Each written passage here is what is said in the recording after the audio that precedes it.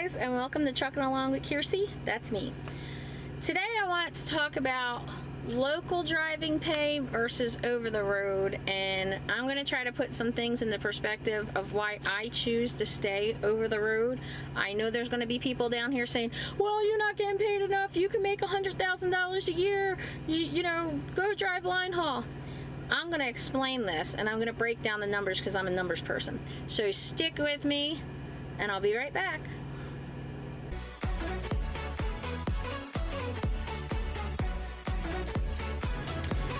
Okay, so after 4 years, I'm still at Prime, I'm still over the road, and I absolutely love it. My plan originally was to get my 1 year experience and then go local, because isn't that what everybody wants to do? Well, it was what I wanted to do originally, but number one, I like Prime so much that I said, unless I could get a dedicated route at home, then it's not worth it. Then I said, I can get a route that's a lot closer and I can get home more often, but then I have to change fleet managers and it's not worth it. And people say to me, but you could go make $100,000 doing line haul. I could. And that might sound really good to somebody who doesn't live in the Northeast. But up in New Jersey, up in New York and Pennsylvania, and our cost of living is so expensive that $100,000 isn't as much as what it sounds like. And believe it or not, when you take all of the expenses that people have as overhead, such as rent and car payments and car insurance and your renter's insurance if you rent an apartment, or homeowners or whatever, your property taxes, when you add all that stuff up, we're actually pretty close. And I'm going to prove it to you. Back home, an apartment in my area that would be what I would get, because I'm a little bit of a snob. I'm not going to get some dump. I have to have a washer and dryer. I want some place that's nice. It's $1,400 a month. So over the whole year, that comes to $16,800. Okay? Then I would need a car. I no longer have a car. I sold mine, so I'd have to go buy a car. And I'm not going to go buy some broken down, cheap little hoopty somewhere. I want something nice. I had, and I'm going to put it on the screen because I'm so proud of it, I had a Mustang GT 5.0. I ordered it from Ford. I paid $45,000 for it, and I deserve it. I work for it. So if I was going to do that again, it's going to cost me at least $350 a month. I think I paid $380 for that, but I worked it out $350. So that's $4,200 a year. Then the car insurance is $200 a month, so that's another $2,400 a year. Add in gas for the car, another $1,200 a year. Cable and internet back home can easily be $200 a month, $250 a month. So I did it $200 a month for $2,400 a year. Electric is usually like $150 a month. So that's $1,440 a year. The renter's insurance, because I would rent an apartment, is another $200 a year. So all in all, that comes out to $28,640 a year. So out of that $100,000 that I could go make, I'm going to be spending almost $30,000 of it just on what I need to be at home. So I made $72,000 last year. The only expenses I have now, remember, I didn't calculate, that was just overhead living expenses. That wasn't like food and entertainment and stuff like that. That was just what I would need if I was home. Okay, so I pay $200 a month for a storage locker. And guess what? I got such a cool brother. I love him. I don't even pay for my phone. He pays for my phone on his account. So, you know, I pay $200 a month for a storage locker. So $28,640 versus, you know, $2,400 a year. And since I made $72,000 last year, and I took 2 months off. 2 months off. I trained TNT for 3 months.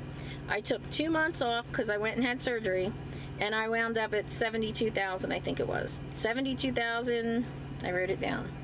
$645. So if you deduct that I made like $70,250 if you deduct my storage fees off. So if I was making $100,000 a year at $28,640 in just my overhead living expenses, I'd be at $71,360 versus $70,250. So really, it's only like a $1,200 or $1,500 difference when you work it out that way. Then to me, it's like, okay, now to do that, every single local driver I've ever talked to, if they say they had more quality home time when they were over the road. They had more quality home time when they were over the road. And I know people are saying, but how can this be? Because what happens is, you know, they go in and they started their shift and they're usually working 12 to 14 hour days. So you get 10 hours off.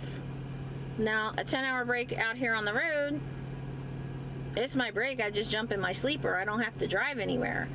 But when you drive that truck back into your terminal to go home, you have to go in your car. You have to drive however far it takes. I live in New Jersey. You know what that means? That means to drive 20-minute drive anyplace else is going to take me an hour. So that's an hour one way, an hour back. So out of my 10-hour break, I get 8 hours.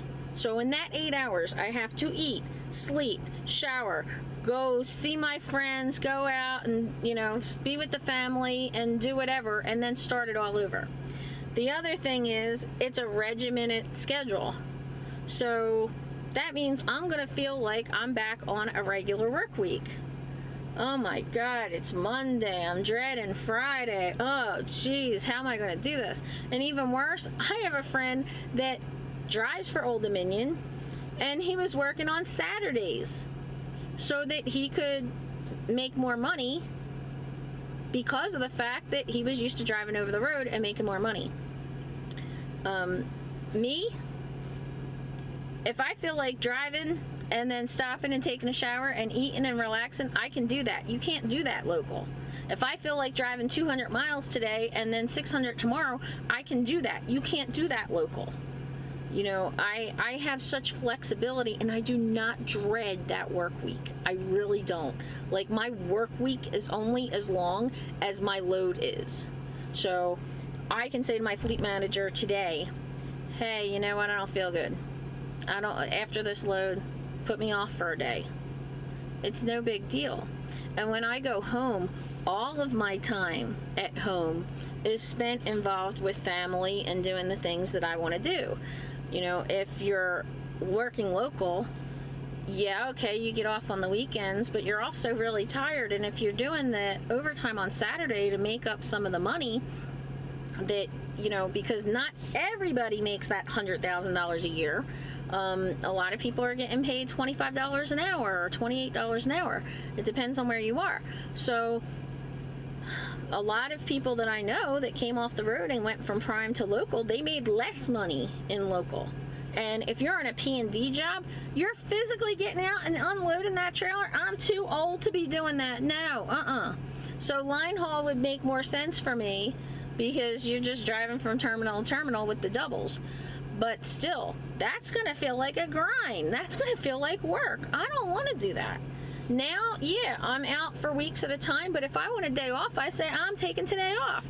If I want to go back to the terminal and hang out and do cheap laundry and go to a movie and go out to dinner with friends, I can go do that. I mean, people make it sound like we're trapped or that we're slaves as over-the-road drivers. We're not.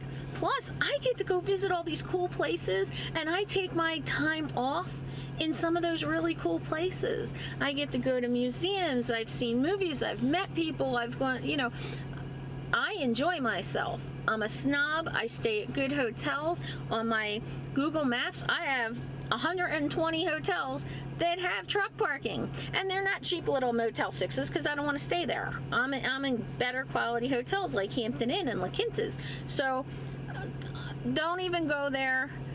Don't let anybody pressure you or talk you into doing something that you don't want to do. Over the road is great for me. That's okay. okay? If local is good for you, that's okay.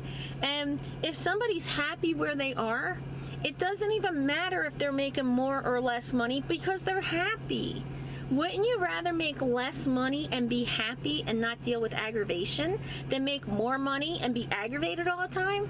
Now, I don't know, maybe, it's different, but me, I don't want to be aggravated. And this is the first time in my life I've never had to worry about bills or how much something costs. People ask me all the time, how much did the Dyson cost? Because I have a Dyson handbag. I don't know.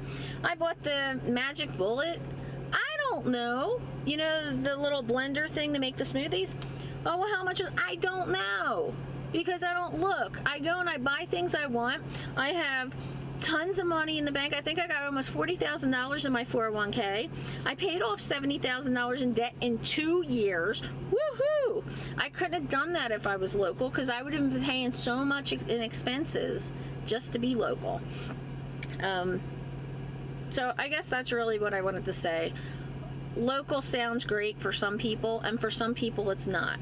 And don't feel pressured to go one way or the other. And until somebody says, hey, here's my pay stubs, I'll prove this, don't even believe them with anything. And I am going to do a video with pay stubs to show what a company driver can make and what the lease ops are actually making, because I do have some lease op pay stubs, well, settlements. I have an end of the year settlement that shows, yeah, the person made $260,000 for the year gross, but when you make all the deductions off, he made $88,000. But he doesn't have workman's comp, he doesn't have health insurance, he doesn't get the 401k, and if you add all that stuff into the $72,000 that I made, it bumps me up probably $80,000 or so. So it makes us a lot closer, even wise. And I have less stress. So even lease versus company isn't as far apart as people make it seem. So my thinking and my suggestion, my advice is, make sure you work out the numbers to make sure that whatever it is you choose is right for you, and tell everybody else to kiss it. Really. Kiss it, baby. That's my friend. He's a diver, so I sort of have a Jaws theme on there. Sorry, but thanks for watching, and I hope to see you out here trucking along. Bye.